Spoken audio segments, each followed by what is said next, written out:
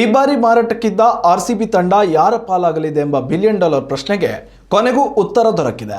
ದಾಖಲೆಯ ಮೊತ್ತದಲ್ಲಿ ಆರ್ಸಿಬಿ ತಂಡವು ಮಾರಾಟಗೊಳ್ಳುವ ಮೂಲಕ ಕ್ರಿಕೆಟ್ ಲೋಕದಲ್ಲಿಯೇ ಹೊಸ ಇತಿಹಾಸ ಬರೆದಿದೆ. ಬಿಲಿಯನರ್ ಕುಮಾರ್ ಮಂಗಲಂ ಬಿರ್ಲಾ ನೇತೃತ್ವದ ಭಾರತದ ಪ್ರಸಿದ್ಧ ಬಹುರಾಷ್ಟ್ರೀಯ ಸಮೂಹ ಆದಿತ್ಯ ಬಿರ್ಲಾ ಗ್ರೂಪ್ ಆರ್ಸಿಬಿ ತಂಡವನ್ನು 16,896 ಕೋಟಿ ರೂಪಾಯಿಗಳಿಗೆ ಖರೀದಿ ಮಾಡಿದೆ.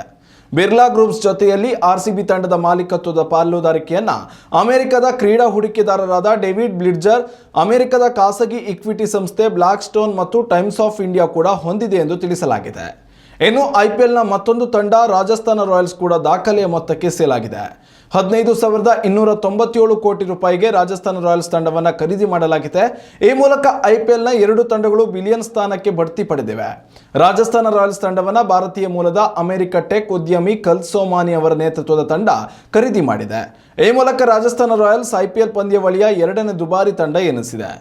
ಉತ್ತಮ ಸಂಸ್ಕಾರಯುತ ಶಿಕ್ಷಣದೊಂದಿಗೆ VSS English medium CBSE school Udupi Muddur. ನರ್ಸರಿಯಿಂದ 10ನೇ ತರಗತಿವರೆಗೆ ಶಿಕ್ಷಣದ ಜೊತೆಗೆ 5ರಿಂದ 10ನೇ ತರಗತಿವರೆಗಿನ ವಿದ್ಯಾರ್ಥಿನಿಯರಿಗೆ ಉತ್ತಮ ಹಾಸ್ಟೆಲ್ ಸೌಲಭ್ಯವೂ ಇದೆ. ನಿಮ್ಮ ಮಕ್ಕಳ ಪ್ರವೇಶಾತಿಗಾಗಿ ಈ ಸಂಖ್ಯೆಗೆ ಕರೆ ಮಾಡಿ.